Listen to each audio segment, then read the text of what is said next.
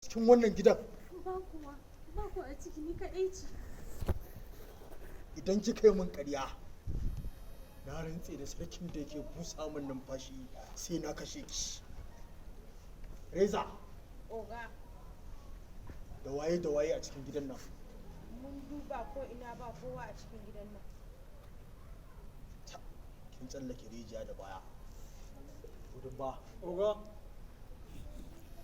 Yanzu ba zan kashe ta ba, dole ne in tura wa Alhaji sako. Domin wannan shi message ne. Hey! Kina ji na? Ba zan kashe ki ba. Ina so ki gaya babanki sakon Oga Paris. Zan faɗa masa. Idan har na dawo bai tura mana abin da muke bukata daga gare shi ba, tabbas zan yi barna a gidan nan. Kin ji ko? Na ji, zan faɗa masa. Oga, ni dai karfin asiri oga, ka taimake ni oga.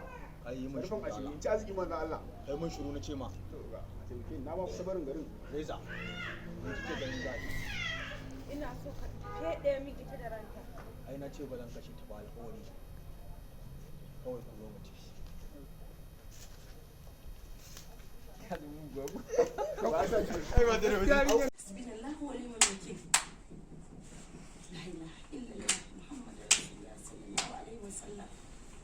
Abu Hassan.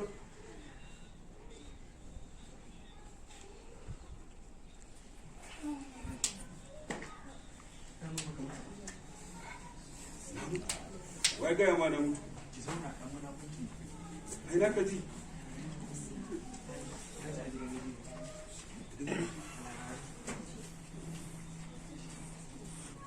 Ba ni bane ba. Akwai dai aboki na Alhaji Buba mai komo. Shi ne ya mutu.